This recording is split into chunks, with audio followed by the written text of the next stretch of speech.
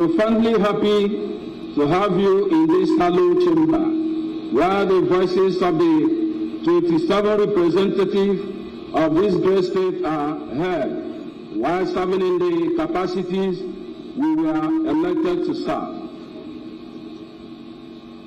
It is with immense joy in our heart that we welcome you and your entourage for the purpose of presenting the State of the State address.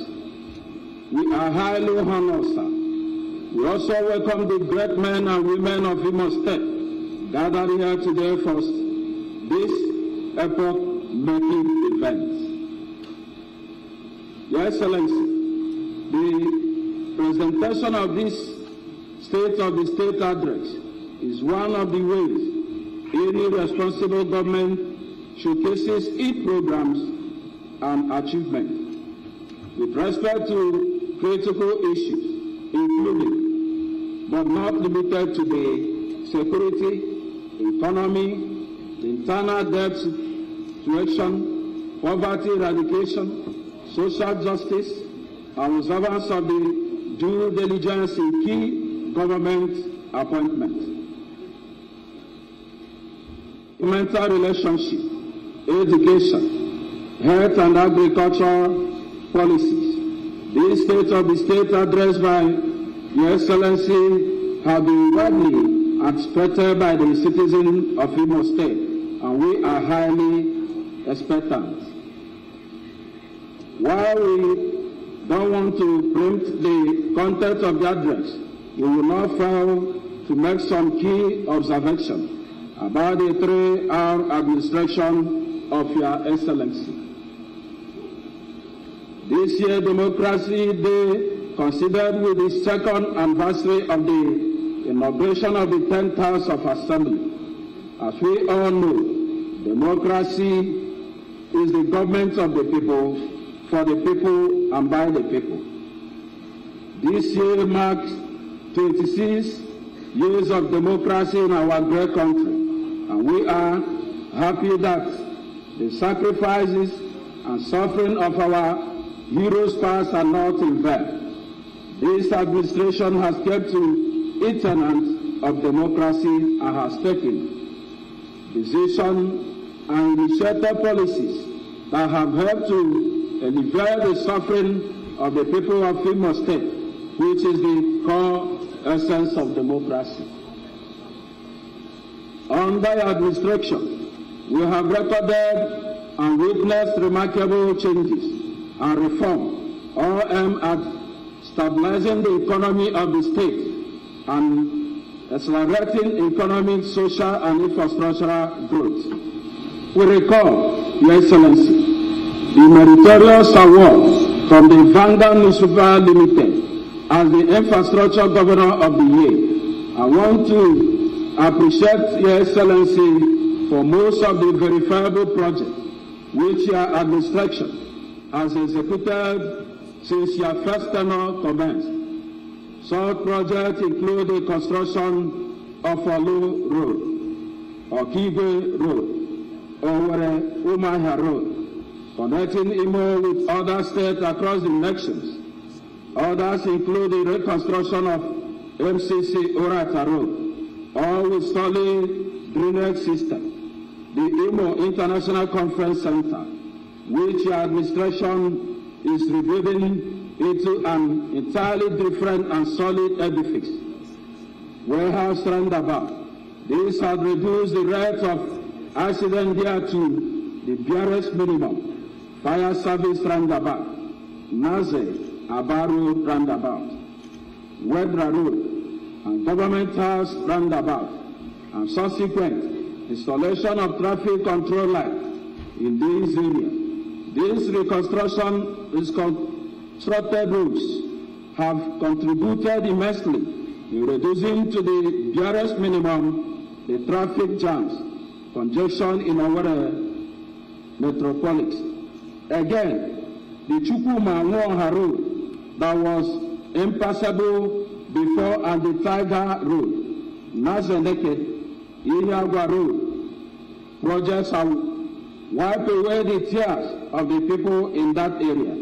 The Federal Secretariat and the World Bank Road, which were almost impassable before your administration came on board, have been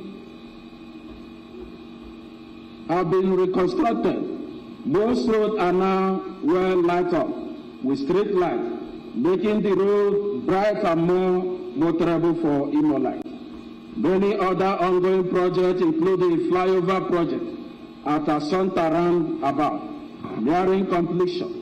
The Owerri Mbisetu Maya Road, Banana Junction, St. Joseph Catholic Church Omu Road, the Government House in Olo, the forgotten and abandoned Mwe Akokwa Oga Road, Naze Nekedi Ihagwa Ubinze Road, Avu Adam Palm Road, Urban Renewal Program in Okigwe, encompassing all major roads in Okigwe Urban, rural road construction across local government areas to enhance the infrastructural landscape and improve life of Imo State citizens living in the rural areas. These are to mention but a few. The introduction of 9th landing facilities in Sam Mbakwe Imo State Airport is attributed to your administration.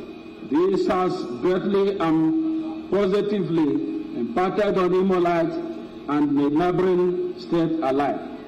Infrastructural renaissance and revolution going on in Imo State is unprecedented, and we are proud to be associated with this remarkable feat. Your Excellency, under your leadership, the energy sector has recorded notable advantage, including the of the Imo State Electricity Regulatory Commission, ORAS, Special Energy Free Trade Zone, and the Light Up Imo project. We are most hopeful that in the near future, lack of steady power supply will be a thing of the past in Imo State. We commend your tireless and consistent initiative in strengthening the security framework in the state, which has resulted in the reduction of banditry, kidnapping, and other criminal acts related to prevalent in the state. Your Excellency, we commend your effort in transforming the civil service in the state and making the civil servants have a sense of belonging. This we have seen in your administration policy of regular payment of salaries and pensions, payment of the backlog of gratuities owned by previous administration, provision of buses to take civil servants to and from work, approval of promotion, and most recently, the appointment of brand new permanent secretaries. Recently, the House passed the Heartland Hospital Management Corporation Bill into law to radically transform and enhance the healthcare service delivery in Imo State. Already, the health insurance scheme initiated by Your Excellency administration is making way in the state. This many are born in the entire Imo State. We commend you, sir, on this notable achievement to improve the health and welfare of your people. We appreciate Your Excellency for giving us in the Imo State House of Assembly a conducive environment to carry out our legislative duties in and your kind effort in ensuring collaboration and cooperation with the House of Assembly to realize some of the dreams and aspirations you have for this great nation, this great state. On the part of the House of Assembly, we have always tried to engage with our constituents and carry out our responsibilities in a manner deserving the public trust placed on us, while striving to tour the path of nationalism and service. Being mindful of our duty to the people we represent, we shall continue to discharge our duties to the best of our ability and ensure that the cordial relationship which exists between the legislature and the executive arm of government continue to thrive. Members of the 10th House since the inauguration have presented a total number of 83 motions. The House has passed 76, while others were stepped down. A total number of 26 bills were presented, with 14 passed into law, and other pending at various stages of legislative action. I want to use this opportunity to commend my colleagues, the honorable members of the 10th House, for their unwavering dedication to duty and sense of purpose. For you have always been alive to your duties and given maximum to executive in the collective pursuit of an Imo, our dreams. Together we will conquer, together we will make Imo a beacon of hope and a state that all and sundry will want to be part of, an Imo of our dreams. Once again, Your Excellency, I welcome you to the Hallowed Chamber and assure you of our continuous support and cooperation. Blessed is Imo, blessed is our country, Nigeria. To him only be the glory. Thank you all, and God bless you. There won't be more.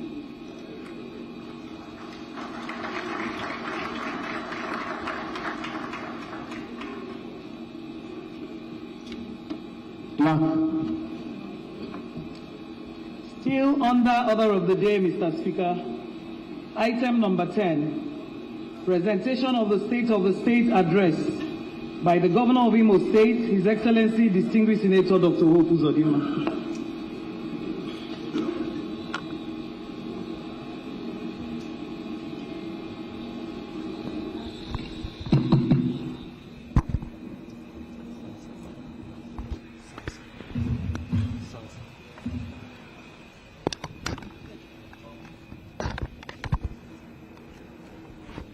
Your Excellency, please present the address.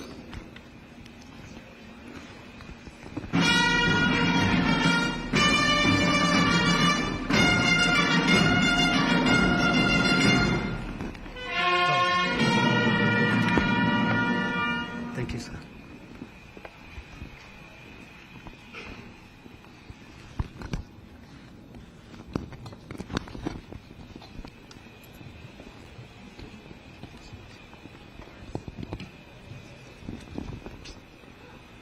Please, let's be seated.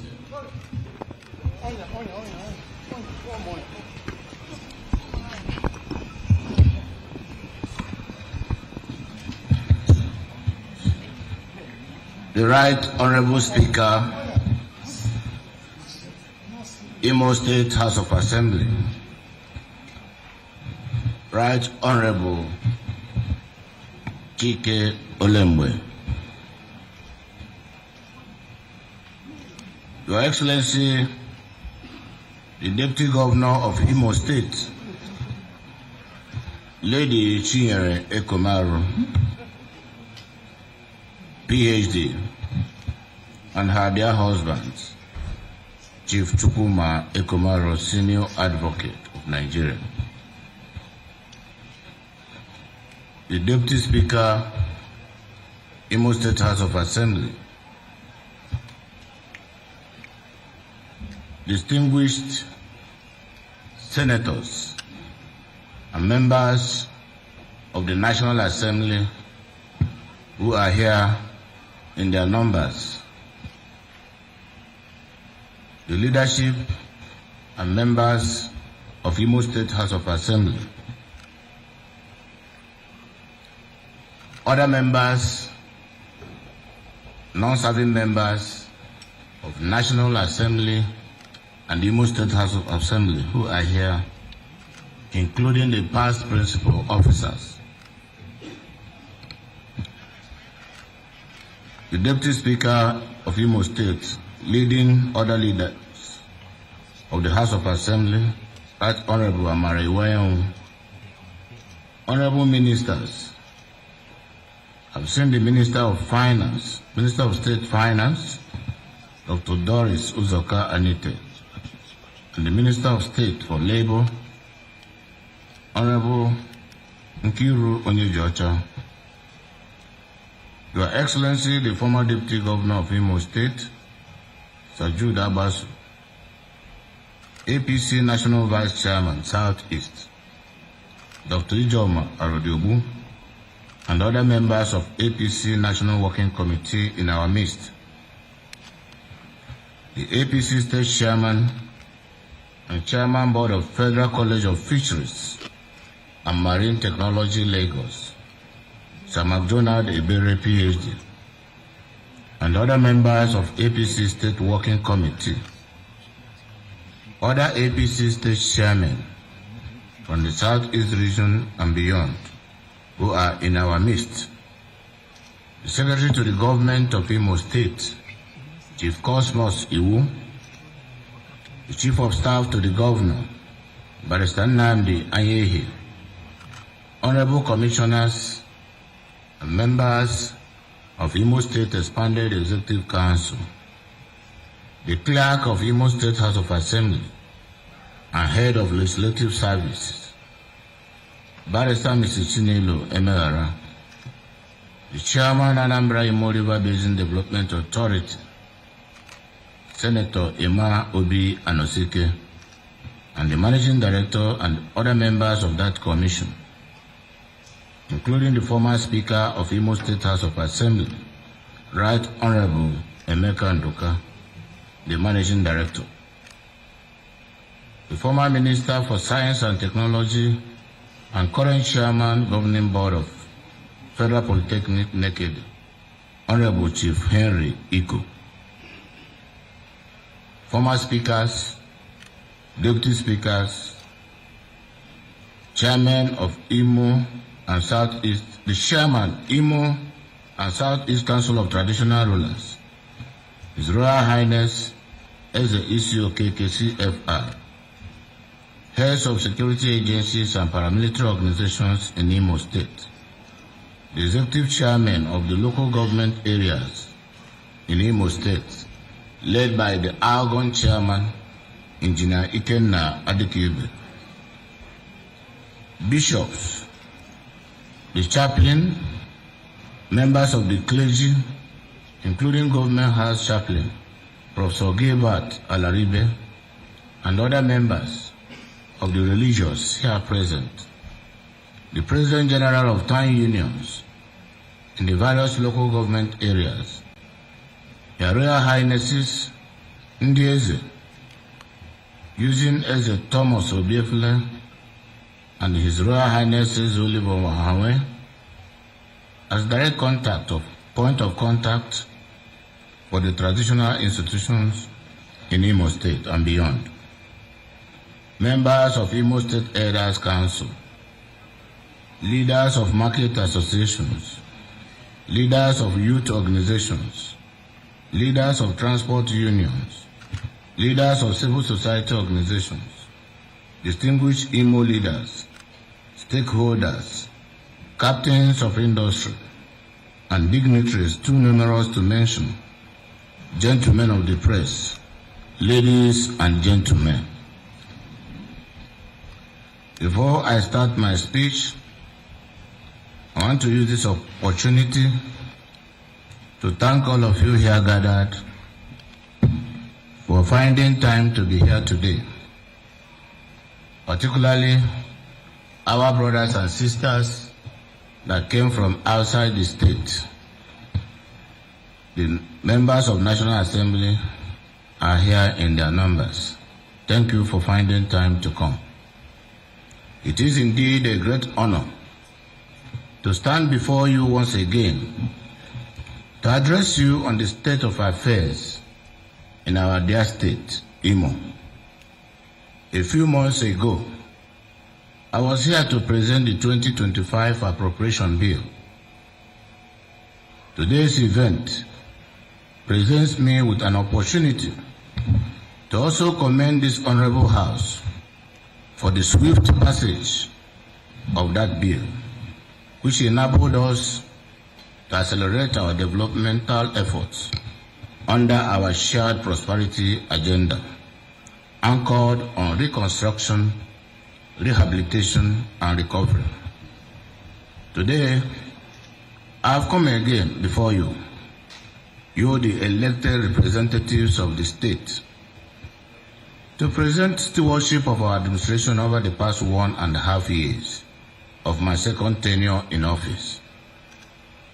In recognition of the significance of this address, I've invited key stakeholders to be in attendance because this will give them a chance to be able to independently assess our performance.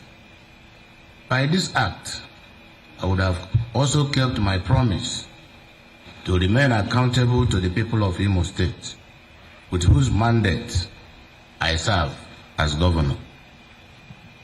I've always considered this a sacred mandate and will never take it for granted. Let me also use this address as another opportunity to thank the people of Imo State for their steadfast support over the last 5.5 years, even in the face of deliberate provocation and misinformation by detractors. You stood firm in your support for our administration. Above all, your overwhelming support in the November 2023 governorship election was not only a clear endorsement of our efforts, but also a powerful statement of trust, a statement of appreciation and belief in our government. This is why, during this my second tenure in office, I have redoubled my efforts.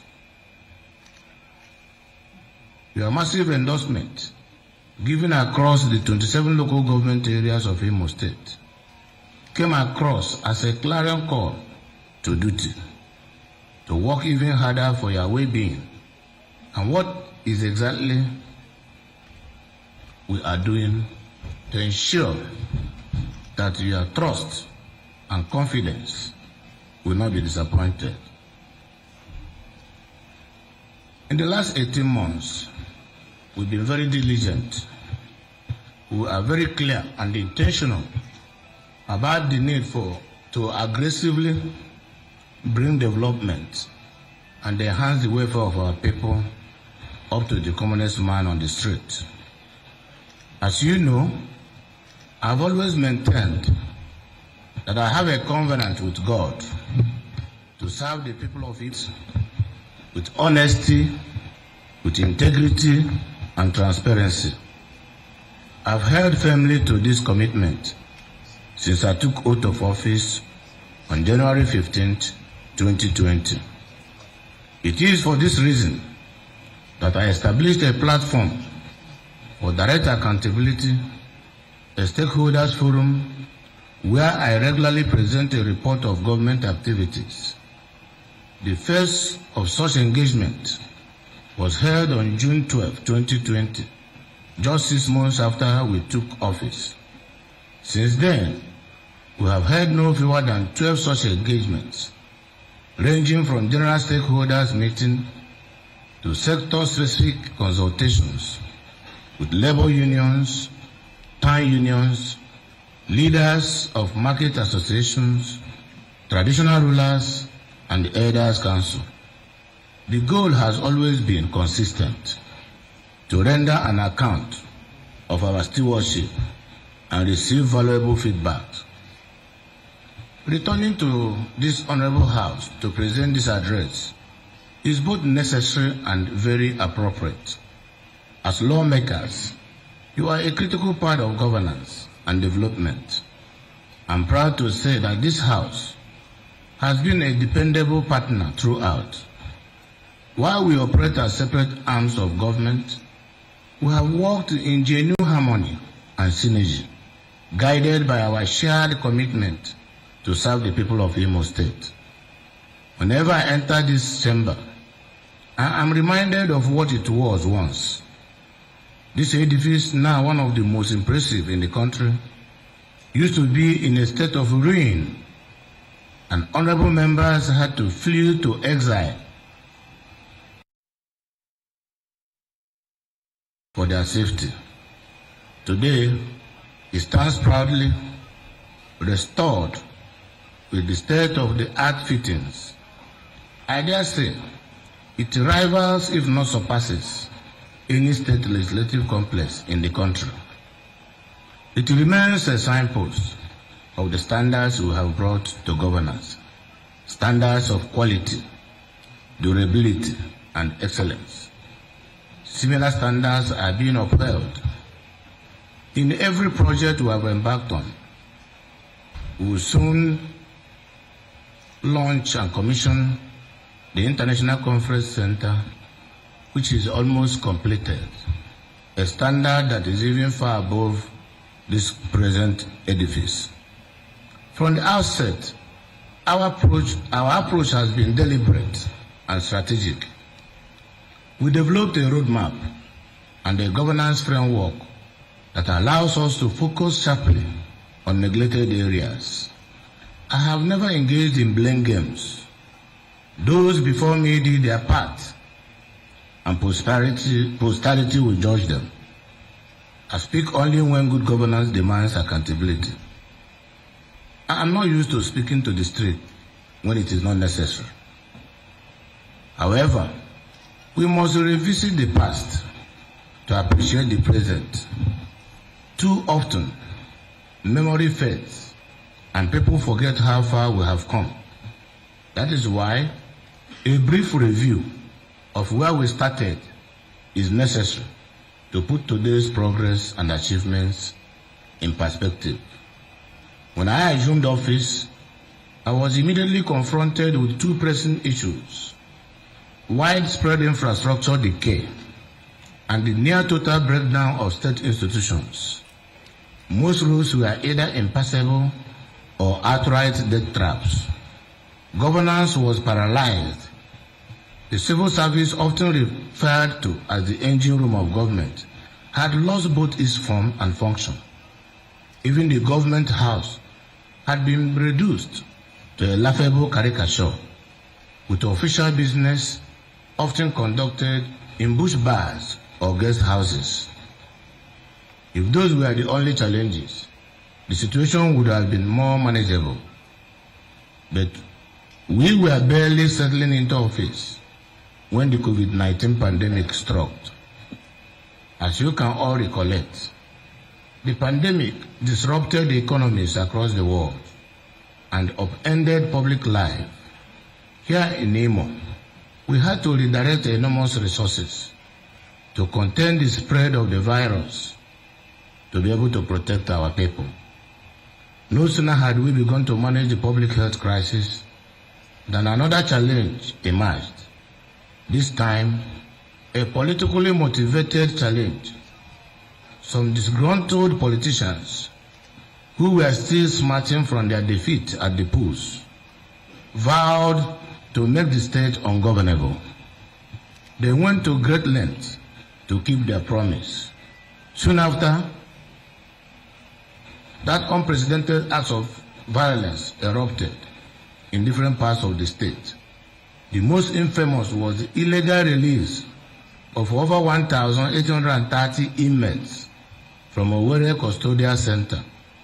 This act injected dangerous elements into the society and emboldened the criminal networks across the state and the neighboring states.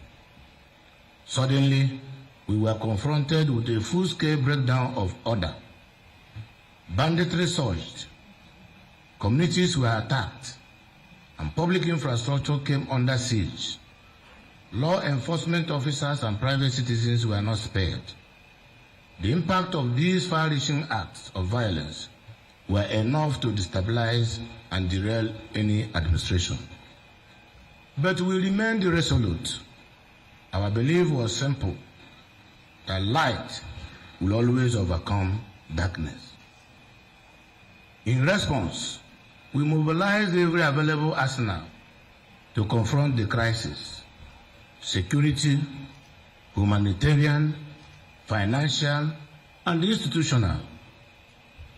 To the glory of God, we emerged victorious. Now we have our state back. Why is this background important? It is because it reminds us that even in the face of daunting and destabilizing events, we stayed focused and pursued our development agenda. Clarity and courage. We did not buckle. We did not retreat because we came prepared.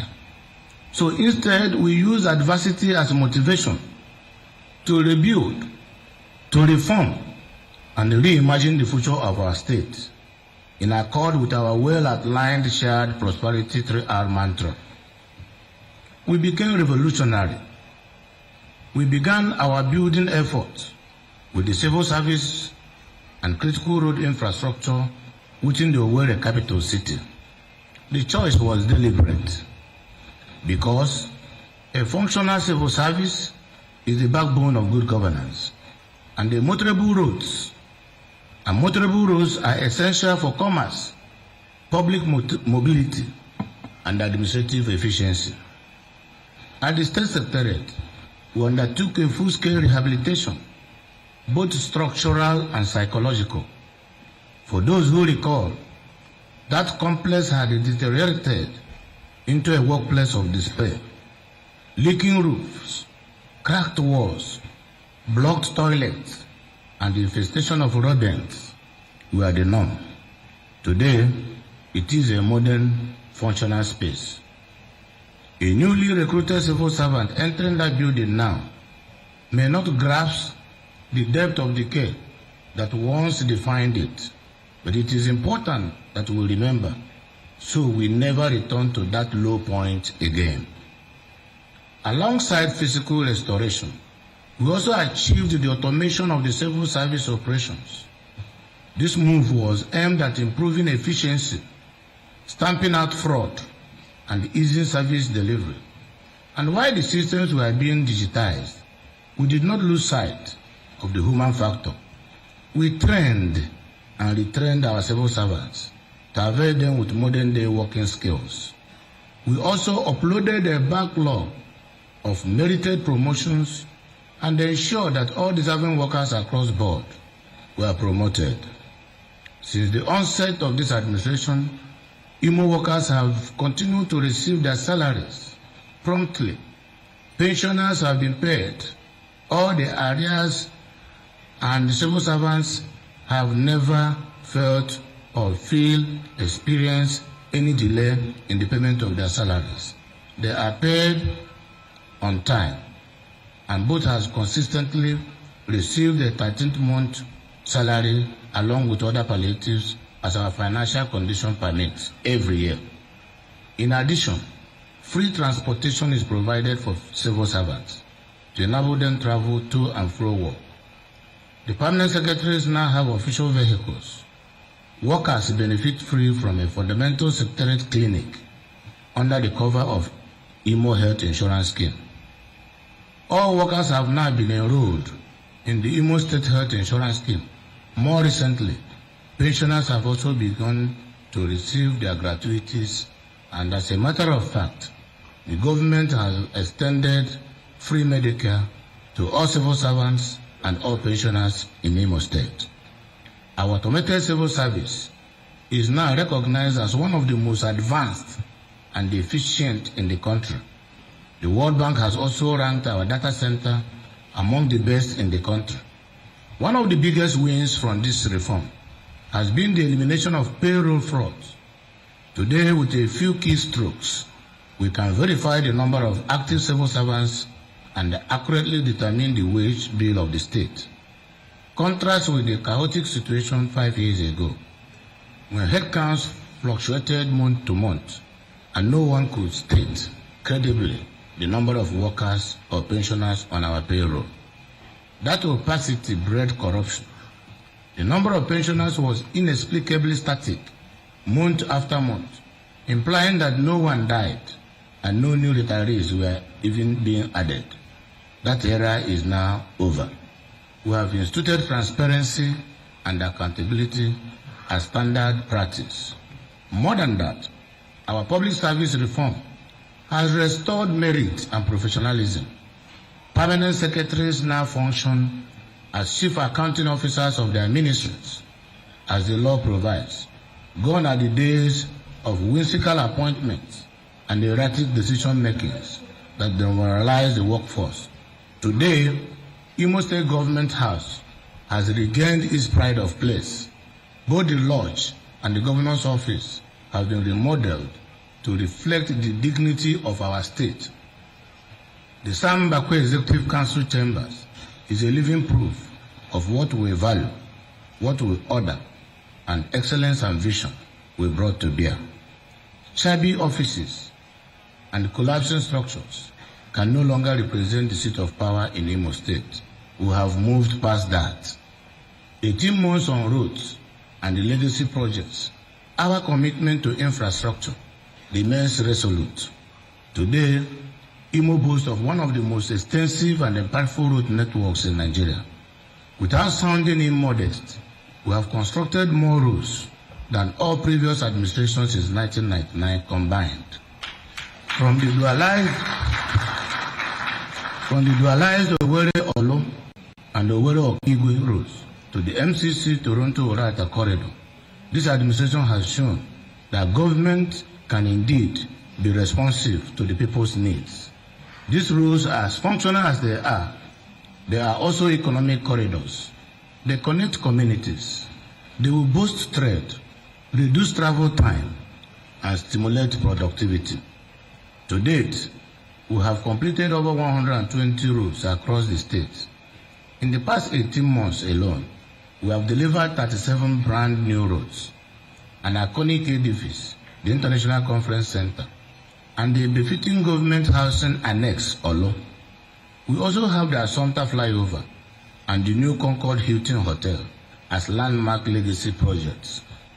The new roads include the following: the Toronto Oji Road, the Naze Obosisi Road, Olo Nkume Omowa Road, Oru West Local Government Road, Mwidi Omuma Okoro Road, Amiri Omuma Road, Ihiala St. Joseph Eziachi Road, Okudo Awomama Road, Toronto Ekemegboha Road, Owerri Mbise Umuahia Road, Imsut Road Olo, Alaba International Market, Olo Akopa Oga Road, the Regional Government House Eziachi, Nempi Amiri Road, Omuma Nkume Road ongoing, Naze Ihiagwa Road with the bridge, Naze Obosisi Road completed, choosing Dreamland Assumpta Umuguma Hospital Road, rehabilitation, reconstruction of 17 roads in the capital city, Wooten Owerri.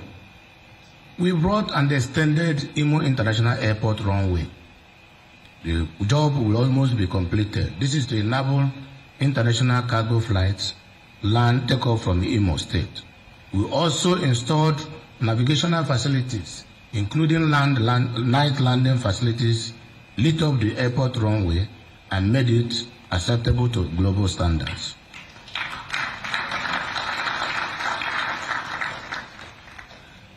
Several of these projects, such as the Owerri Mbise Obo Umuahia Road, the Assumpta flyover, the International Conference Center, and the Government House Annex Olo, are scheduled for formal commissioning by Mr. President Bola Ahmed Tinubu in the month of August. These events will not only validate our efforts, but also spotlight our infrastructure renaissance on the national stage. In addition to these delivered projects, we have awarded contracts for the construction and rehabilitation of several critical roads, bridges, and facilities across the state. They include the Alaba International Market Road, including street lights, solar borehole, and public toilets, comprehensive desilting, and the expansion of the flood control tunnel at Lake Nwebere, reconstruction of Amiri Junction Awomama Road up to Ata in Njaba local government, construction of an additional 500 by 45 millimeter airport runway and overlay of the existing 2.7 kilometer strip, expansion of our full Gideamu Ifeke Mwidi Junction corridor, 19 kilometers, rehabilitation and asphalt overlay of Chukwumawoha Junction or G flyover to Amakoya flyover, construction of Naze Road, Timber Market intersection, and Sport to Road Safety Office, complete asphalt overlay of Okodo Awomama Road, engineering, procurement, and construction of modern bus terminals at Naze and Central Area Onisha Road. We have all these modern bus terminals with 232 bus stops across Imo State under our new Imo Mass Transit program. Mr. Speaker, honorable members, you will agree that we are not relenting in our commitment to providing our people with enduring infrastructure. As Chinechebe aptly captured in the title of one of his novels, it is morning, yet on Creation Day. When our work is complete, Imo would have crossed a point of no return in her march towards economic transformation. To eliminate any doubt about these projects, we have them fully documented with location, specifications, progress status for public verification. You may have witnessed, as others have, the widespread acclaim from across Nigeria regarding not just the number, but the quality of infrastructure in Imo State. It is intentional, and that is where we should belong. Notably, the management of the Niger Delta Development Commission, NDDC, toured the state recently. They declared our infrastructure achievements as spectacular and offered to collaborate further. This is the level of credibility we have restored in the state. As a matter of fact, the NDDC has offered to light up every road done by us under this program. The Owerri Elele Road. The Owerri Elele Road now is in partnership with NDDC. We will do the road and they will do the street lights. As I've said before, we will not rest in our oars. We will continue to build, we will continue to connect, and we will continue to uplift our people. One road, one bridge, one corridor at a time. In education remains the foundation of any sustainable society. That is why we took deliberate steps to reposition this sector from the very beginning of our administration. When we assumed office, the situation in our education system was dire. Teachers were demoralized due to months of unpaid salaries and years of delayed promotion. Institutional materials were also scarce. Our flagship institution, the Imo State University, was not left out.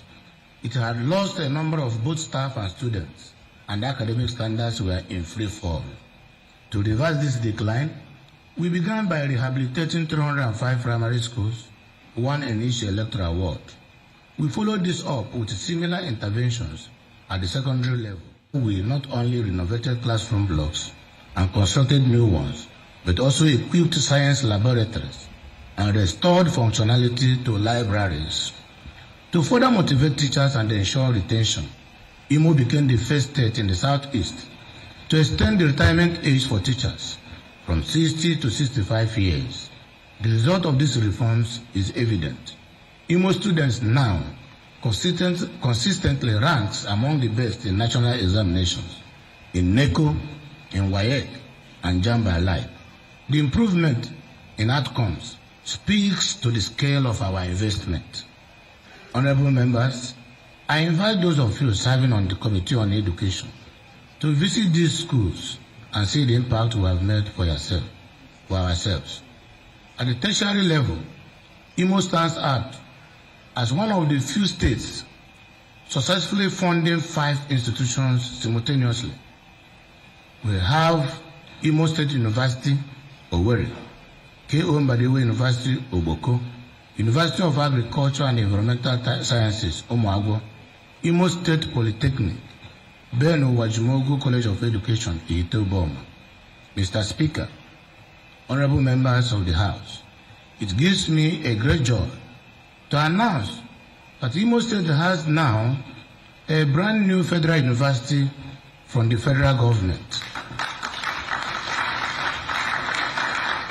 I want, on behalf of the government and people of Imo State, thank President Bola Ahmed Tinubu for this magnanimity, not only in signing the bill, but in also supporting and approving a take-off grant of that university to the tune of over 30 billion naira.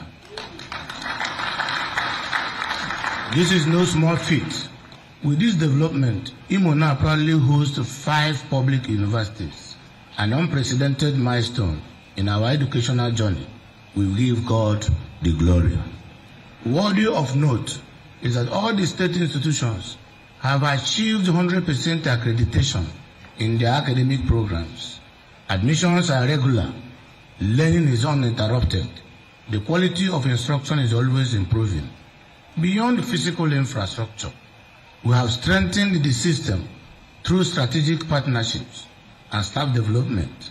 The key achievements in this aspect include training of over 1,500 teachers across 15 local governments on family life and health education in partnership with UNESCO, procurement of over 736 tablets to improve digital record keeping in basic education schools, participation in international capacity building with UEC leading to the training of key staff on education, management information systems, both in Rwanda and the ones that they did locally. Establishment and the equipping of an ICT unit with full internet capability.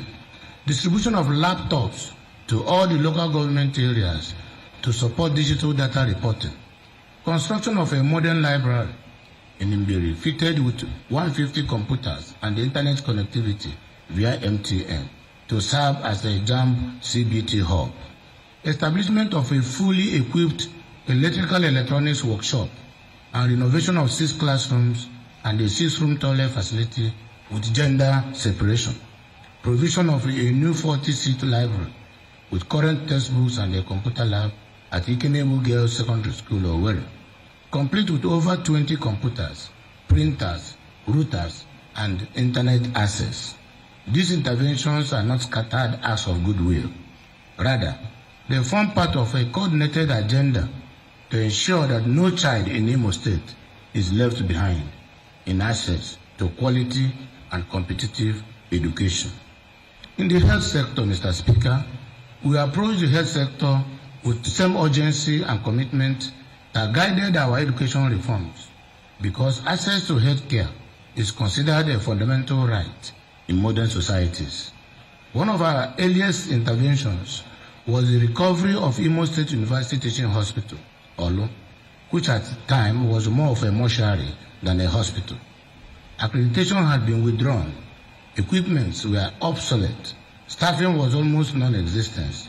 Today, that narrative has changed. IMSUT now houses ultra-modern medical equipment and is manned by qualified specialists across departments. For 4 consecutive years, it has produced new set of medical doctors, restoring the institution's core purpose.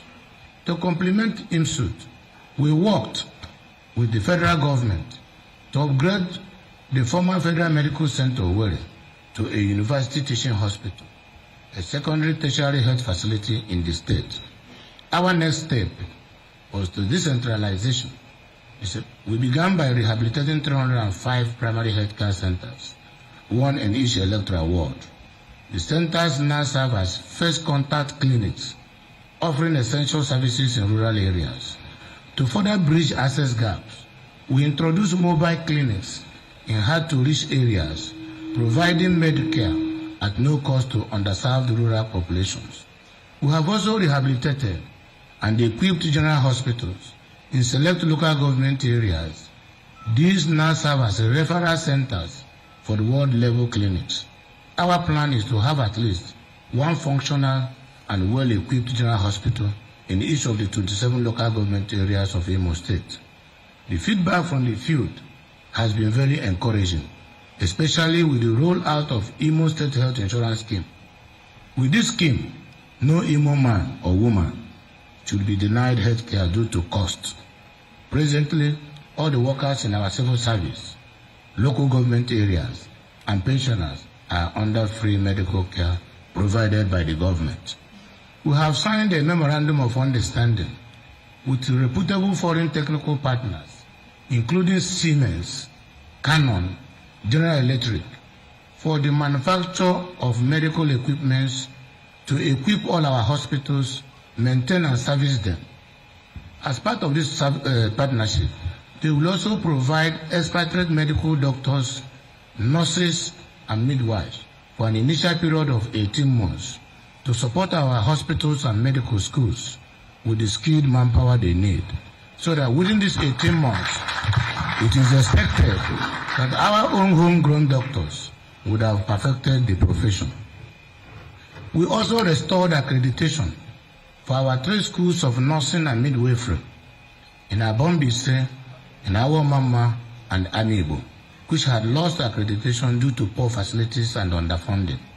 With fresh investment, these institutions are now graduating trained nurses and midwives, contributing to the healthcare delivery across the state. Through collaboration with the federal government and the international partners, we have achieved further milestones. A 100-bed mother and child hospital was recently completed and handed over to us, commissioned by the wife of Mr. President in our Mama, courtesy of the Office of the Senior Special Assistant to the President on Sustainable Development Goals.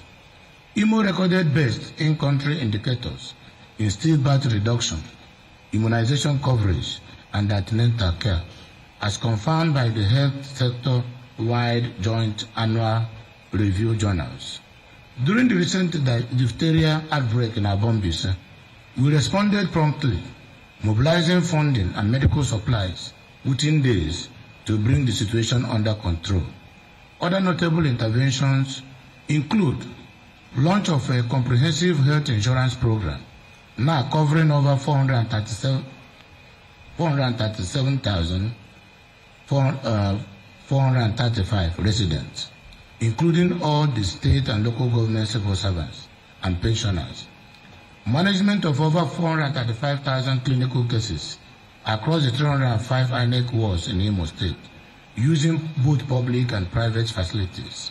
Our intention is to strengthen our public health facilities to be in position to compete, if not surpass, private hospitals. Free healthcare services for all civil servants and pensioners under the Imo Care Initiative. Over 2,000 assisted deliveries, mainly cesarean sections, successfully carried out through a rapid response referral network. Ongoing enrollment of 2.7 million Imo residents, 100,000 minimum per local government, into the Imo Care Scheme program, targeting the informal sector and ensuring that no one is left behind in our universal health coverage goal. A new memorandum of understanding that gave birth to Heartland Cooperation to reshape primary care delivery using Imo Model Health Facilities Framework. Through these efforts, we have not only expanded healthcare access, we have rebuilt public trust in the system. More mothers now deliver in safe facilities. More children are immunized, and more citizens are insured against threat of medical poverty. In the area of sports, Mr. Speaker, honorable members, this administration recognizes the centrality of human development and social inclusion to sustainable governance. That is why we have continued to invest in people, especially our young talents, women, and most vulnerable in society. In the area of sports, we have gone beyond ceremonies and trophies to deploy sports as a vehicle for youth engagement, unity, and job creation. Our athletes have represented Imo at multiple national and regional events, including the just concluded National Sports Festival and the NGDC Sports Festival, bringing honor and visibility to the state. Their hard work has yielded results. So far, they have won 85 medals across different sporting categories, 38 gold, 21 silver, and 26 bronze. This is a proof of discipline, preparation, and determination to excel. To further institutionalize this momentum, we appointed Olympic gold medalist Emmanuel Amunike as Grand Ambassador for Sports Development. His experience and leadership have inspired what we now proudly call the Imo Dream Team. Our support has not stopped at appearances. We have committed resources to sports infrastructure, coaching programs, and grassroots scouting, creating a pipeline for future champions while keeping thousands of youths constructively engaged. In women affairs and social welfare, in the same spirit of human-centered governance, we have also taken first steps in the area of women affairs and social welfare. The welfare and protection of vulnerable groups, especially children, have been a major priority in 2024. We revoked the licenses of 10 orphanage homes that failed to meet operational standards. Others were placed on regulatory watch lists. This sent a clear message that Imo State will not tolerate substandard care or exploitation under the guise of shelter. At the same time, we continue to support over 35 compliant orphanage homes and NGOs, assisting them with license renewals, training and supervision to ensure their services meet national and global expectations. Our efforts extend to combating gender-based violence in all its forms, from child defilement and physical assault to emotional abuse and economic deprivation. Survivors are receiving legal, psychological, and economic support as part of a coordinated response framework. We have also expanded our empowerment initiatives, most recently disbursing cash and food items to over 1,000 women, including widows, petty traders, and persons with disabilities across all the 27 local government areas. These interventions are not mere seasonal gestures, but structured steps towards social protection and dignity. More broadly, our approach to welfare has been inclusive. We continue to improve healthcare access for the elderly, provide economic support where needed, and involve women in all tiers of decision making. Women organizations now play an active role in stakeholders forum and state-level planning. This is what it means to build a society that works, not just for the powerful, but for everyone. We are creating an Imo where talent is nurtured, where the vulnerable are protected, and where no voice is left unheard. Digital economy and e-governance. Mr. Speaker, honorable members of the House, distinguished stakeholders, in line with our vision for inclusive innovation-driven growth, we made a bold decision early in this administration to establish the Imo State Ministry of Digital Economy and E-Government, the first of its kind in Nigeria. That move has repositioned Imo as a national leader in digital transformation. At the center of this strategy is Skill Up Imo, our flagship human capacity development program, which aims to train 300,000 young Imolites in critical digital skills. So far, over 40,000 youths have been trained, equipped with a startup, toolkits, and supported through internships, mentorship, and the active alumni network.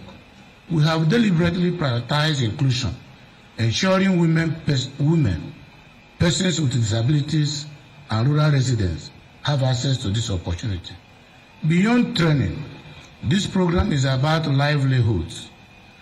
Through platforms like the Tech School Fair, Freelancing Hub, more than 1,000 graduates have been secured remote jobs. Others have launched a viable business right here in Imo, reversing the migration trend to urban tech hubs like Lagos and Abuja, now deciding to settle in Imo State to do their businesses. Key industry partnerships have amplified these efforts. As we speak, UNDP of the United Nations collaboration has placed over 1,000 skill-up graduates in long-term employment. An MOU with European Digital SME Alliance has enabled qualified Imolites to work with international technology firms.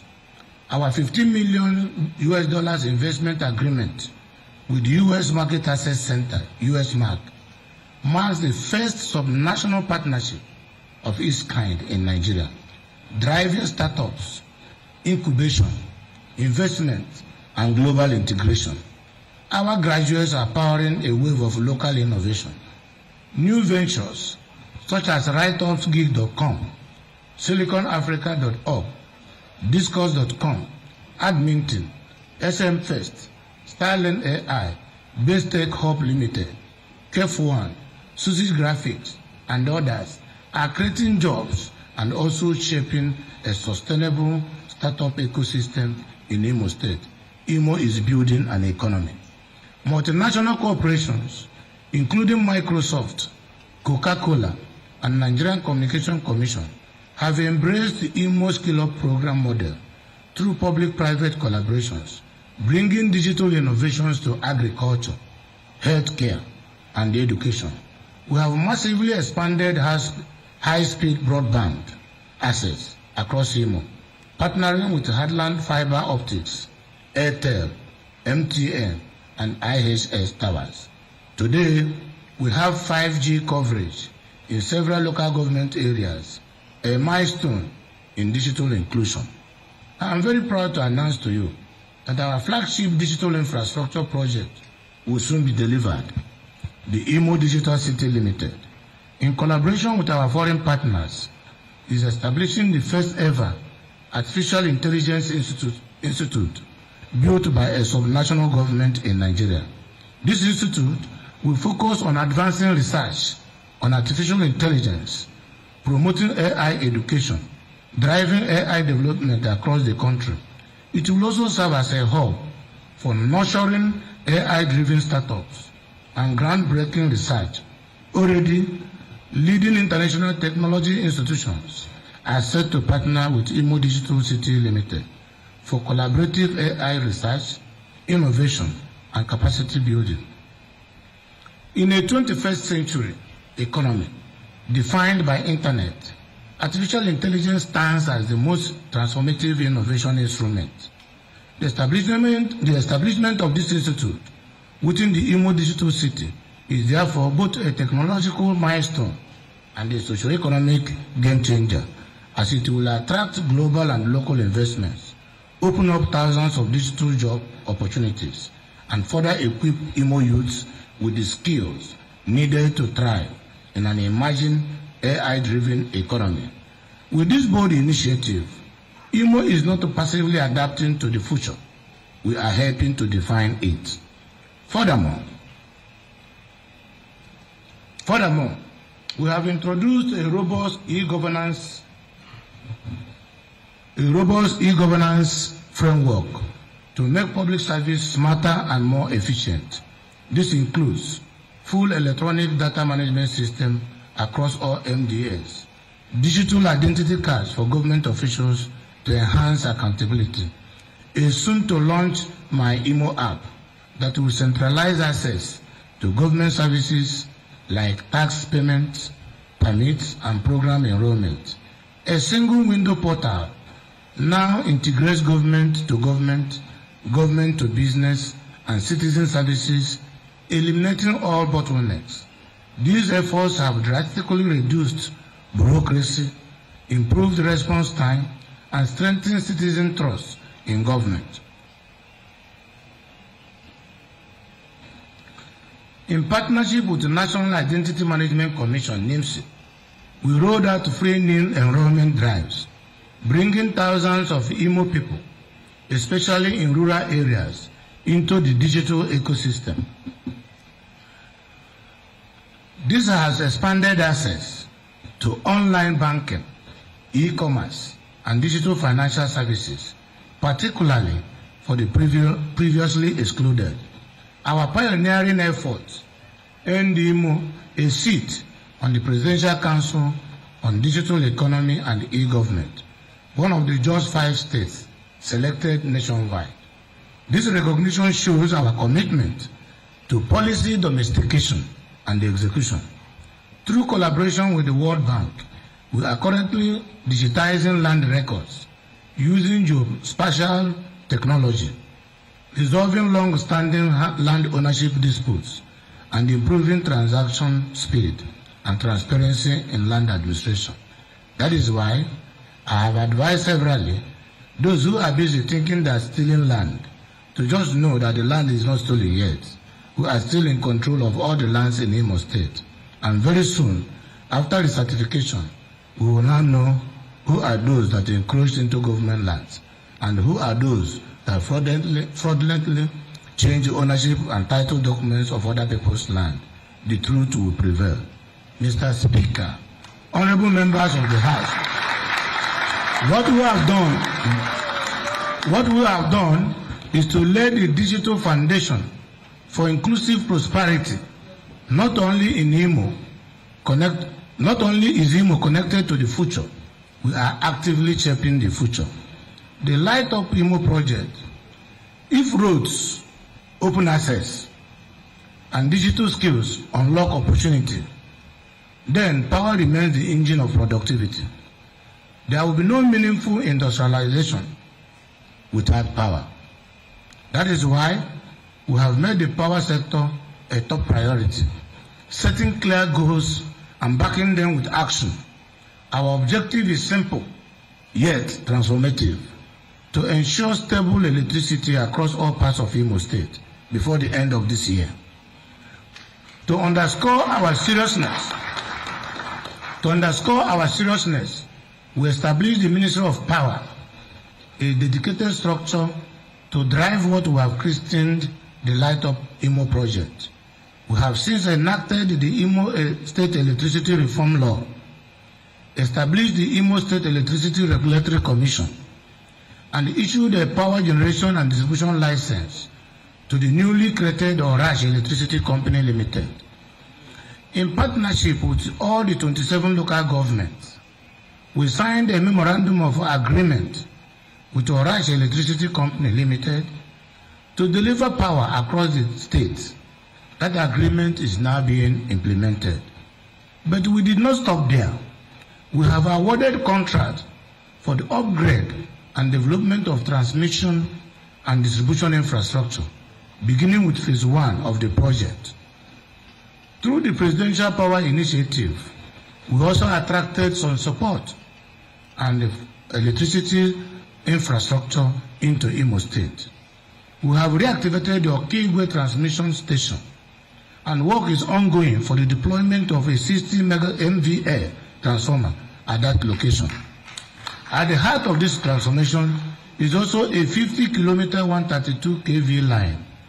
This transmission line will move from Ebu station to Olo, and it is designed to energize a 2x60 MVA 132 to 33 kV line substation. The line route has been cleared. Tower foundations completed. Materials from China are expected in July. Once the towers arrive, we estimate 6-month timeline to commissioning. Upon completion, this line will significantly improve power supply to Olo, Uruklan, Nkwere area, Wangele, and the Idato North and South. We are also constructing a 15-kilometer by 33 kV line to New Owerri within a 15 MVA 33 by 11 injection substation to supply critical infrastructure within the Owerri state capital, including the government house, the secretariat, the Concord Hilton Hotel, the civil service secretariat, and the neighborhood. Mr. Speaker, honorable members of the House, these equipments are scheduled to arrive this July. Commissioning is expected shortly thereafter. Another line is under construction from our low transmission station to the State Polytechnic in Omuma. This will ensure constant power supply to the Polytechnic, the surrounding town, and parts of Oru Nation. And we are thinking beyond distribution. We are building grid resilience. The state is actively facilitating the construction of a 330 kV transmission line from Aloji in Aba to Ebu in Owerri. And we are overseeing the completion of this critical substation works at Ebu. We are spending money to expand the Ebu substation in partnership with Niger Delta Power Holding Company. These moves will ensure long-term bulk power transfer capacity. If there is any fault in the generation system in Ebema, we will take bulk power from Aloji. Let me restate for emphasis, the Light Up Imo project is real and it is on course.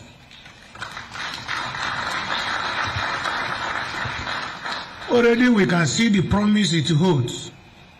A seamstress in Wangele, a barber in Okwele, a wedding shop in Mbise. Each of these businesses will benefit. Micro and small enterprises will flourish. Cottage industries will spring up. Investors will follow the power lines and settle where there is guaranteed supply of light. Because when a state has steady power, clear roads, skilled youth, and pro-business policies, it doesn't beg for investment. It becomes the destination of choice for investors. This is the Imo we are building, and we are building it with clear intentions and spirit. In the physical space, Mr. Speaker, a state cannot develop sustainably without a sound physical base. This is why our administration has pursued reforms that not only increase revenue, but also attract investment and enhance transparency. We took deliberate steps to improve the ease of doing business in Imo State. Through the successful implementation of the State Action on Business Enabling Reforms (SEBA) program, we repositioned our business environment and earned national recognition. Our World Bank Ease of Doing Business ranking improved dramatically from 33rd position we met in 2021 to 13th position in 2023. This progress indicates not just infrastructure improvements, but systemic reforms. We reviewed and enacted business enabling laws, issued executive orders, and digitized procedures. Notably, we signed an executive order on the right of way, facilitating investment in fiber optic infrastructure. Another executive order establishing a framework for responsible and inclusive land-intensive agriculture, protecting both investors and host communities. We strengthened the public-private partnership law, allowing structured collaboration with the private sector. As a result, our development partners have shown increased confidence in the Imo economy. The World Bank recently released $4 million on our SEBA performance disbursement after we achieved 100% of our prior year reform targets. To support these improvements, we built a modern digital revenue system. The introduction of revenue management system has transformed how we collect and monitor revenue across MDS. Today, tax assessment notices, vehicle documentation, payment receipts, tax clearance certificates are all issued electronically, and their authenticity can be verified instantly online. This has drastically reduced leakages and manual bottlenecks. The impact is visible. Our monthly internally generated revenue has grown from the paltry 400 million naira we met in 2020 to now over 4 billion naira a month in 2025. An increase of about 500%. This performance gives us the fiscal breathing room to invest in infrastructure and services, even as federal allocation continue to look up. We are not stopping there.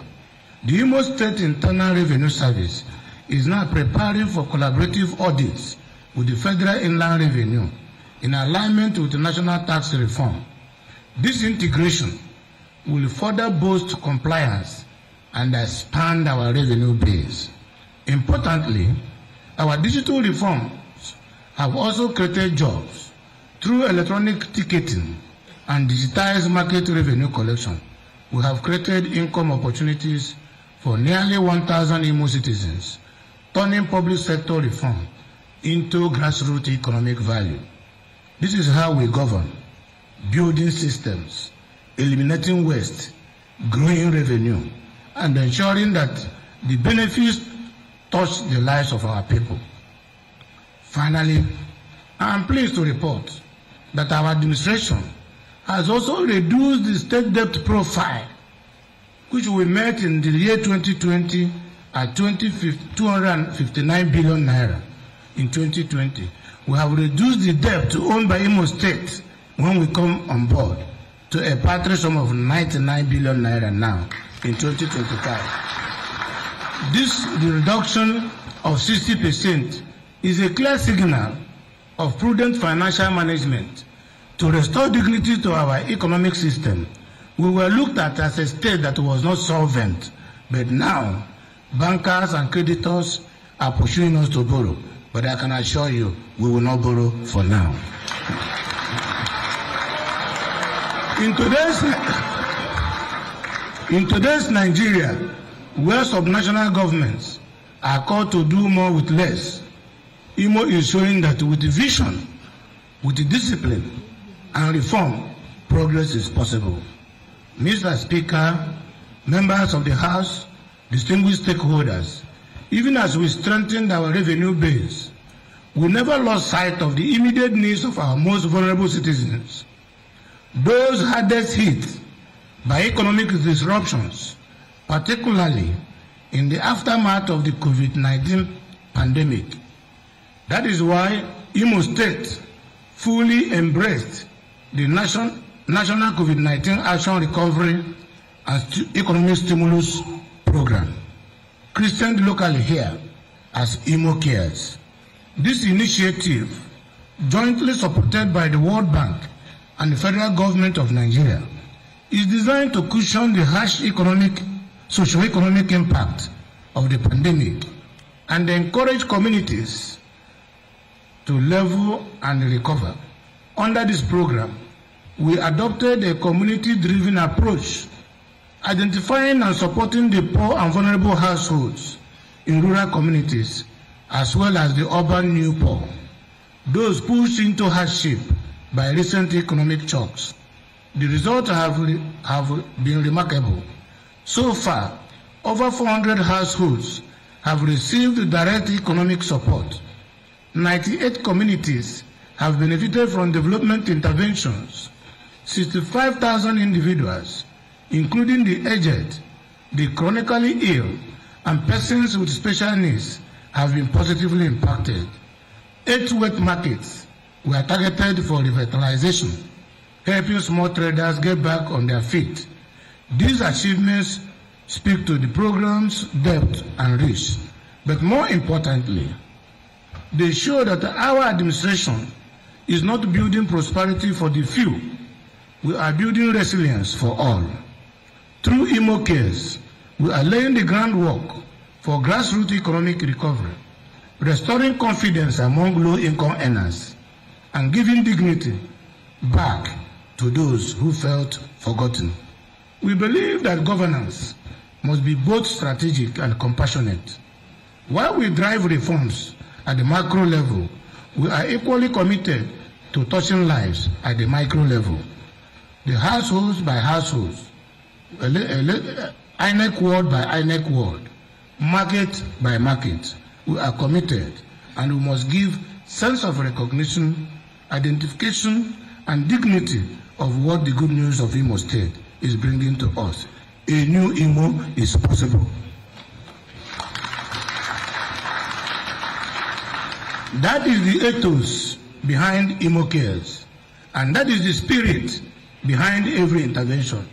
We have rolled out under this administration all these interventions for the interest of our people and for the sake of Almighty God. Housing remains a critical component of our infrastructure, not just for shelter, but for institutional development and investment appeal. We are intensifying implementation efforts on the Imo State estates, which earlier we did not start because of discrepancies in the ownership of land. But today, we have earmarked an estate in Ngopala area, as well as the Hope Uzodimma exclusive estates located in Avu along Port Harcourt Road, the old zoo on the site by Protea Hotel, the phase 1 development of 500 affordable housing schemes in Avu and our Mama is also on course. These projects speak to more than physical expansion. They showcase a leadership determined to create livable, dignified, and well-governed urban spaces. Mr. Speaker, honorable members of the House, we have concluded arrangements to ensure that civil servants are involved in owning their own mortgage, through mortgage, in owning their own homes any moment from now. In the transport sector, Mr. Speaker, this administration has recorded substantial gains aimed at improving safety, mobility, and regulatory oversight. I am therefore pleased to inform you that through a public-private partnership, we are establishing a new transport chain known as the Imo Heartland Mass Transit Program. It is aimed to improving mobility, reducing travel costs, and creating jobs in the state. Contracts have already been awarded, and contractors have been mobilized to site. The project includes 3 mega bus terminals located at Ebu Road, Onitsha, and Nanze Road, along with 256 bus stops strategically placed across the state. Our mass transit will take students, civil servants, pensioners at no cost to them. And the bus stops will extend up to Okigwe, up to Olu, up to Werenta, up to Mbise, Obu Junction, all the boundaries of Imo State. There will be bus stops. And that is why we are ensuring that we have quality access routes to these destinations. This shows our commitment to modernizing public transport infrastructure and restoring confidence in government-managed mass transit system. To enhance urban traffic flow, we have upgraded and expanded the use of modern traffic control lights across the state capital, reducing congestions and improving pedestrian safety. I am aware that the current construction of Assunta flyover has caused some inconveniences to the users of that road that have craved their indulgence and beg that they bear with us. In a few weeks' time, the bridge will be completed and the road and the traffic will soon resume. In a further push for security and order in the transport ecosystem, we have instituted a comprehensive biometric registration system for commercial vehicles. This includes the full registration and fleet management of buses and taxis operating under the Taxi Imo and Bus Imo in Imo State. We are also making progress in extending this biometric regulation to motorcycles and tricycles to ensure that all operators are accounted for and that the operators are also known in the system, as passengers that are always being molested and humiliated will be able to have a way of getting back to those who are not patriotic. On our waterways, we have repaired the previously moribund pontoon, MV Orash at Oguta Lake, and today, Imo State operates 2 functional pontoons, MV Orash and MV Obana. This has enhanced local riverine transport and opened up new economic opportunities for our people. We have revived the Imo State Traffic Management Agency and strengthened the Vehicle Inspection Office for more effective enforcement of roadworthiness standards and traffic regulation. Step by step, sector by sector, we are restoring structure and modernity to the transportation system in Imo State. Agriculture. In the agricultural sector, this administration has made deliberate and sustained efforts to harness our comparative advantage and revitalize critical institutions. Within my first year in office, we resuscitated Adapam Nigeria Limited, which had remained moribund for over 15 years. That singular action reopened a vital industrial artery, creating jobs for our people, restoring livelihoods for palm oil producers, and stimulating the economy of the host community and beyond. The ripple effect across the palm value chain has been significant.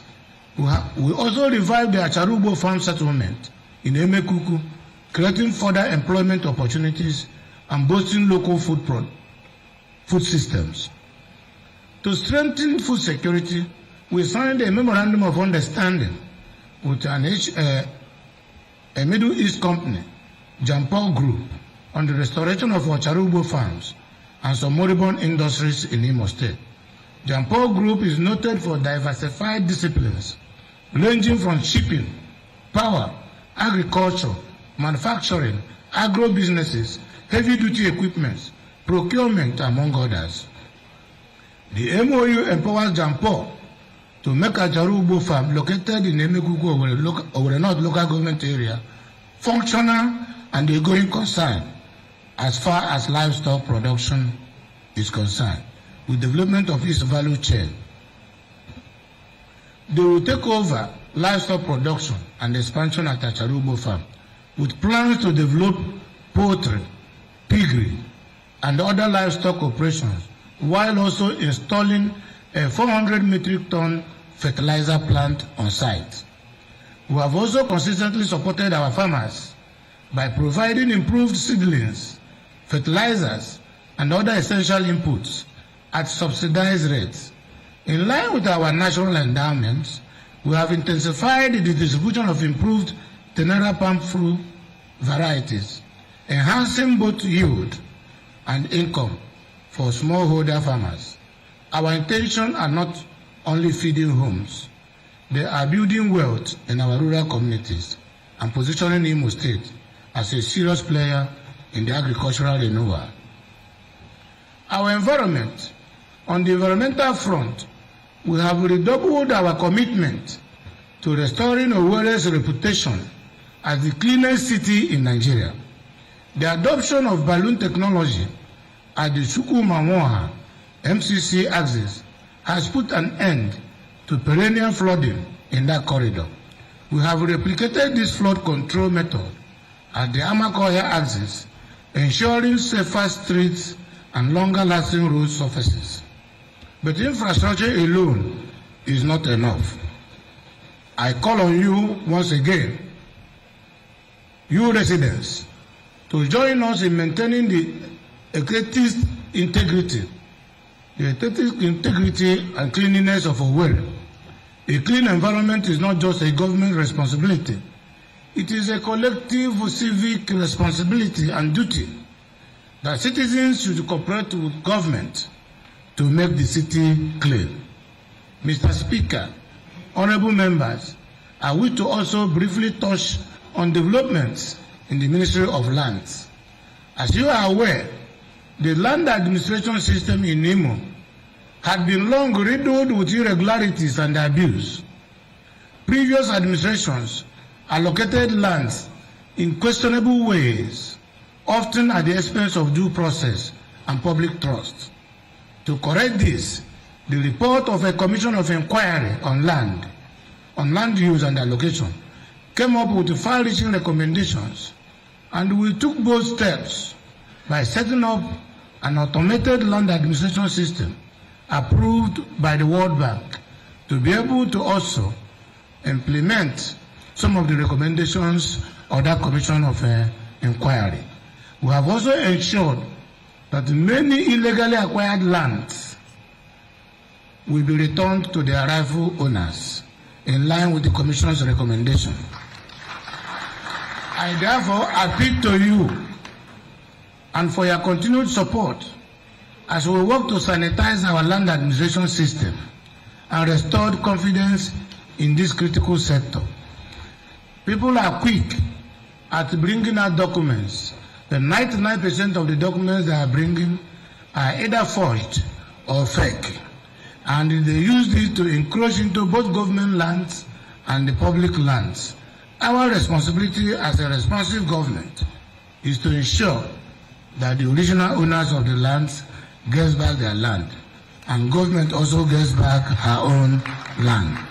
As you are aware, one of our enduring legacies is the restoration of Statesman newspaper. From day one of my administration, we revived the moribund newspaper and made them a daily newspaper. It has remained so till date. I'm happy to inform you that Statesman now has a presence in Abuja, the capital of our country. It will be about the only state-owned newspaper that has presence in Abuja today. Our digital revolution will soon hit the Imo Broadcasting Corporation. We have concluded plans to completely and comprehensively digitize Imo Broadcasting Corporation and position it as a preferred destination for lovers of radio and television, both in the country and beyond. We are making arrangements to include IBC, Imo Television Service, in the DSTV network. Local government, Mr. Speaker, honorable members of the House, in fulfillment of my earlier promise to the people of Imo State, we have successfully conducted local government elections in the state. As I had assured, the elections were held once the security situation improved, and to the glory of God, the elections were peaceful, free, fair, and credible. Today, democratically elected chairmen and councillors are independently managing the affairs of the 27 local government areas across the state. That is how democracy should function, rooted not only at the center, but also at the grassroots. I urge you, as representatives of the people, to actively monitor their performance and hold them accountable. As we know, local government is the closest sphere to the people, and its effectiveness reflects directly on the quality of governance we all aspire to uphold. I must place it on record that President Bola Ahmed Tinubu has shown the kind of political courage we rarely see. Through his renewed hope agenda, his administration made two audacious game-changing moves. From the start, the removal of fuel subsidies and the unification of the foreign exchange market. These decisions were tough, but they were necessary, and they have made a huge impact. For states like Imo, the result is amazing as more funds reach the federating units. And without physical space, we've been able to move faster and further. Roads that appear impossible to build, like the dual carriageways connecting our major towns to neighboring states, have been constructed and completed. It is because of these economic preservation policies of President Bola Ahmed Tinubu that have made it possible for states and local government to receive enhanced federation allocation into our purse. So for us in Imo, this alignment between federal reforms and state-level delivery is unlocking the kind of progress that speaks for itself. I have seen how excited Imo people are when they see the road leading from Owerri, Mbiso to Umaya, from Owerri to Okigwe, from Owerri to Olo, and all the infrastructure we are building. The jubilation and the enthusiasm has been unprecedented, but they were made possible because of the enhanced budget allocation we are getting, courtesy of the policies of President Bola Ahmed Tinubu, GCFR. The dredging of our Orash River, Mr. Speaker, honorable members, the dredging of the Orash River stands out as one of the most strategic infrastructural projects of this administration, an undertaking that holds immense promise for the economic transformation of Imo State and Southeast region. The objective is to create an additional economic artery that will open up new corridors of trade, industrialization, and connectivity. It will also enhance security, supported by the already established naval base in Oguta. Beyond its economic value, this project is set to strengthen social and cultural ties among communities along the river, stimulating interaction and shared growth. The committee overseeing its execution has mapped out the timelines for the commencement of the first phase. The dredging route spans over 120 kilometers and is expected to be completed within the next 24 months. Let me assure this Honorable House and the good people of Imo State that the Orange River Dredging Project will be completed within the lifetime of this administration. We are under no illusions as to its importance. This project holds the key to an industrial revolution in our state, and we shall spare no effort in ensuring its successful delivery. We are also thinking beyond infrastructure. Plans are underway for an Imo World Economic Summit, which will bring together international investors, development partners, and leading voices from the private sector. This summit will spotlight the new wave of investment opportunities in our state, particularly in agriculture, in manufacturing, oil and gas, ICT, and tourism infrastructure. Our objective is to position Imo as a destination of promise, a destination of possibilities and results.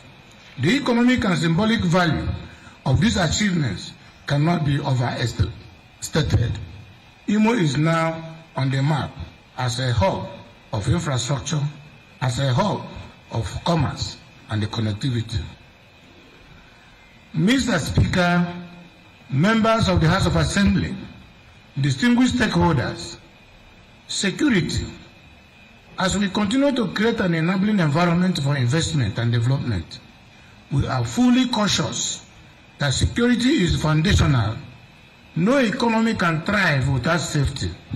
No progress can endure without peace. As the Chief Security Officer of the state, I've never taken this responsibility lightly. You are all aware of the troubling period when our state was targeted by politically motivated insecurity, marked by banditry, violence, lawlessness. But we did not fold our arms. We acted resolutely and collaboratively through sustained partnership with the federal government and security agencies. We have steadily reclaimed the peace of Imo. I'm pleased to report that even though it's still work in progress, the state capital Owerri has hosted several national and international conferences in the past year without any incidents.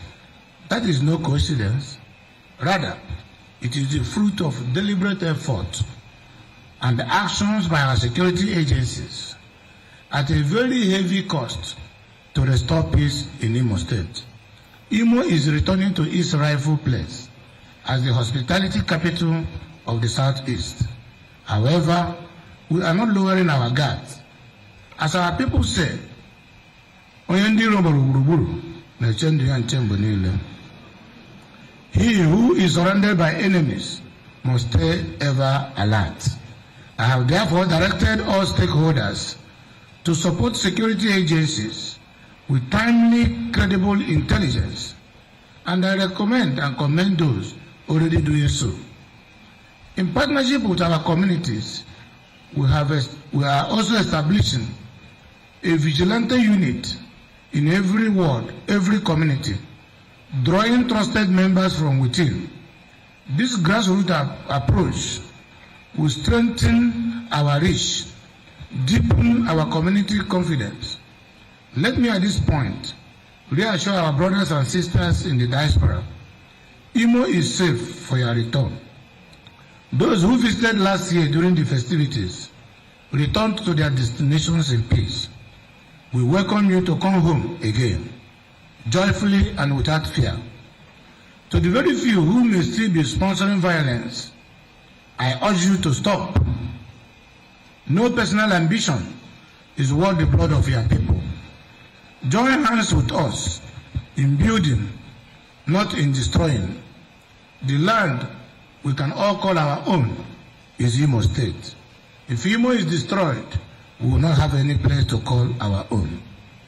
with the continued support of the federal government, security forces, and our vigilant citizens, I am confident that Imo State will never return to the proverbial Egypt. The dark days when terror held sway and human lives were devalued, those days are behind us, and they must never return again. Our judiciary. Now, if I may turn to another arm of government, the judiciary, I regret to observe that the situation is not just heartwarming. Recent events in our judiciary have exposed weaknesses and shaken public trust in Imo State. These are serious matters that demand systemic correction. That is why I am committed to working closely with all the relevant stakeholders to cleanse the system, restore its dignity, and reaffirm judicial integrity. Together, we will take these necessary steps, and the Imo will be better off for it. Furthermore, we will continue to uphold the rule of law and rebuild trust in every public institution. We will respect all regulations. We will recognize and respect all regulatory agencies. We will follow the rule of law, but we must also protect the interests of our people. Mr. Speaker, honorable members, distinguished stakeholders, from all I have outlined in this address, it is evident that the new Imo we envisioned is not a distant dream. It is our reality. Yes, the Imo I promised you in my inaugural address on January 15, 2020 has come to life. We have moved from an analog structure to a digitally driven state. Physical transactions are now automated. Digital skills are no longer aspirational. They are mainstream. Imo is fast becoming Nigeria's digital capital. We are witnessing an Imo with well-paved, durable roads, modernized infrastructure, revitalized public facilities, a reinvigorated civil service, operating in a modern workspace, and the promise of 24/7 electricity, with economic expansion on the horizon, powered by the Atlantic Access Project. Yes, our new Imo is here, to the glory of God. This is the Imo we have collectively labored to build, and I'm proud to affirm today, Imo is on the rise, safe, ready, and open for businesses. Mr. Speaker, members of the Honorable House, this distinguished House, distinguished stakeholders, I am reliably informed that across Mbise and Obo, citizens are rejoicing daily over the completed Clan Road, the first of its kind in that axis. I hear motorists are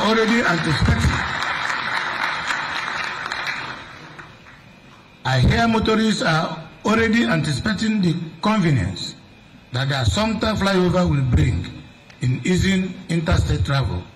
I have also learned that the Emmanuel Iwoyanwo International Conference Center is now drawing curious visitors and admiration, not only for its purpose, but for the architectural wonder it represents. And even ahead of its full reopening, the transformation of Concord Hotel into Concord Hilton is generating excitement and pride among our people. What of the recently commissioned Ano gas processing plant? These are just a few of the legacies we are leaving behind. To me, they are not just projects. They are signposts of progress. They are redefining our physical and economic landscape and heralding a new Imo that is confident, that is connected, and that is competitive. Mr. Speaker, honorable members, I must not close this address without expressing my profound appreciation to you and this honorable House for your steadfast partnership. Your support over the last 5 years has been instrumental to every milestone we have achieved. Your commitment to development and the people mirrors the core values of this administration. Permit me to also congratulate this House on your second anniversary. The Imo electorate chose wisely, and they deserve the very best. Please be rest assured that the executive branch will continue to support your work, collaborate with you where necessary, to deliver more dividends of democracy to our people. From the foregoing, it is clear that Imo is in a good state of health. We are making progress in virtually all frontiers by which the development is measured. We should be proud of where we are as a state, while mindful of the fact that there is still work to be done by all of us. As we build on the momentum we now have, and we know development should not be left to the government alone. We want to encourage public-private partnership.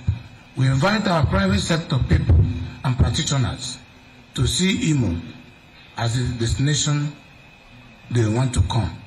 Let me close this address with a firm assurance to Imo people that our state is safe, our state is caring, and our state is in the competent hands of experienced, honest, accountable, ambitious leadership.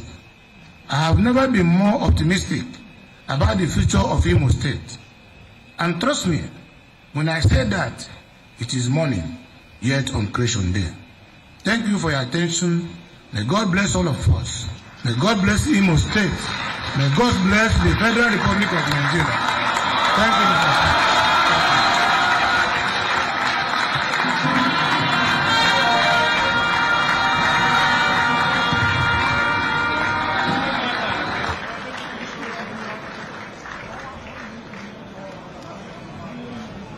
Please sit down. Sit down.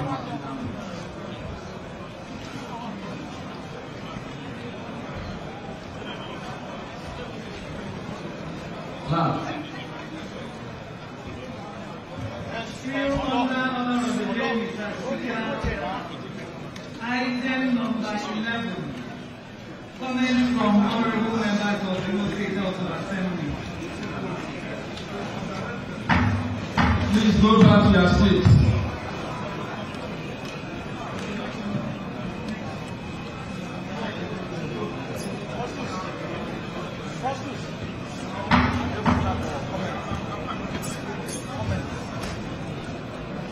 I will allow honorable members to continue to comment on the state of the state affairs by His Excellency.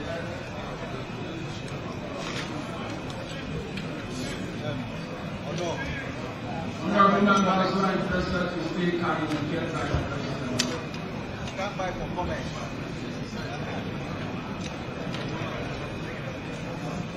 Honorable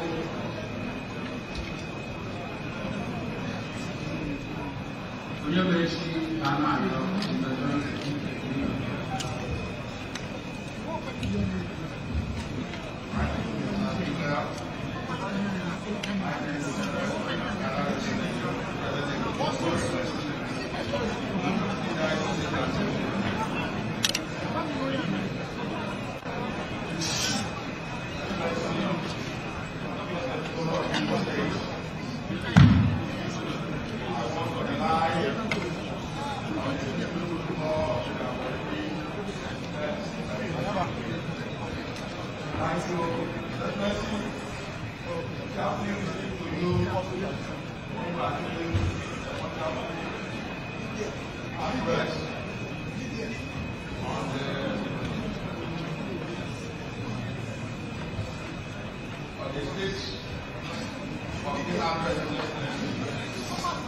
please do. Number one, transparency and human rights.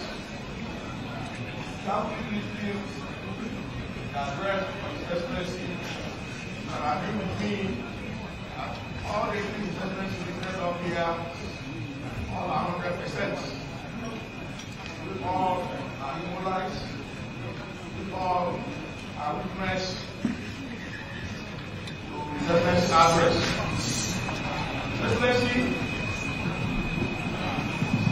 under your leadership, have crafted a world-class project, a project that has never been in Imo before. Under your leadership, have crafted that project.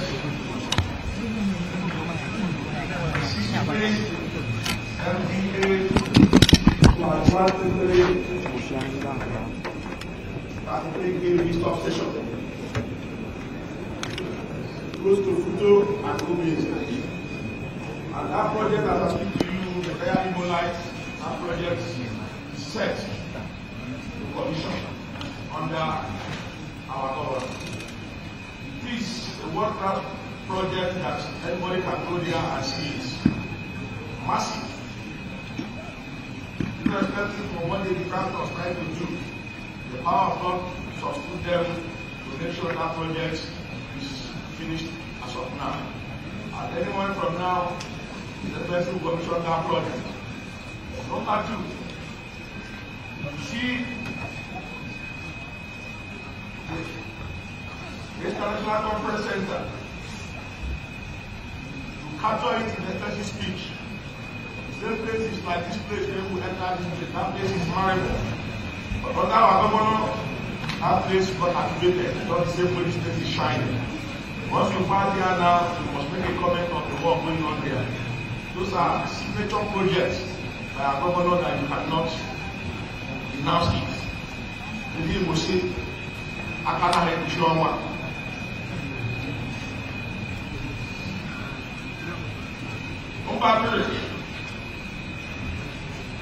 Our governor has activated 654 autonomous community under health insurance in this state. So what it means is that we impacted life into our people to make sure that they will be in a safe condition and they will be able to manage themselves properly. That's another work our governor has done.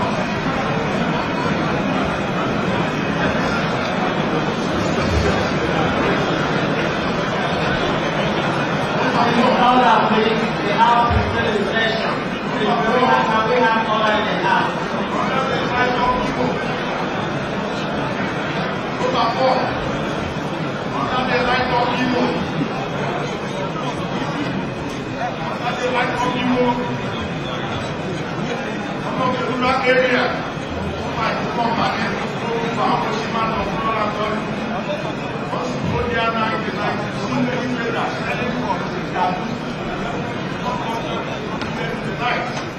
Because the entire area is being lighted up by it's expensive. You are support and making sure that everybody get those community the solar light. So it's expensive. I don't want to go in so much lots of time. This important assembly will continue to partner with you, continue to support you, and currently asking because you have been done so well that we always support the initiative and will never go back. Thank you, important assembly. Thank you, Mr. Thank you.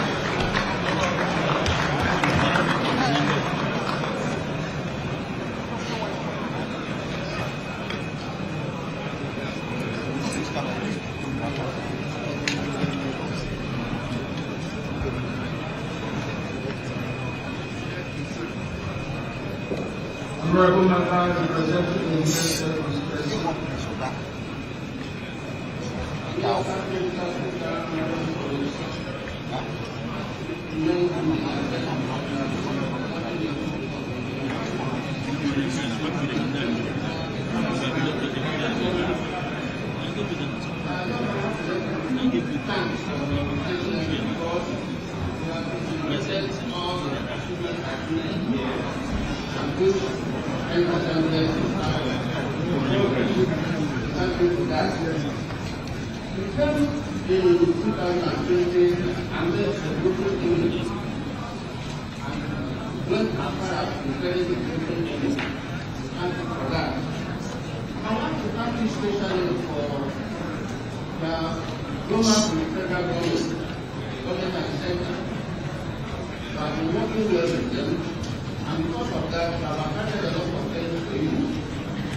things like projects, appointments.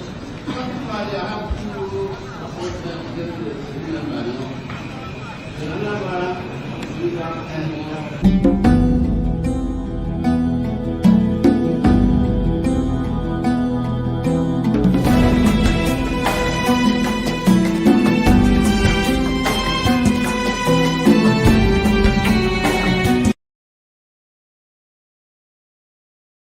is ready for business. Like I always say, gratitude always falls on fertile ground when it is well offered. Abuja has always been beautiful. I know this because I have lived here long enough to know. But if the truth is to be told, Abuja now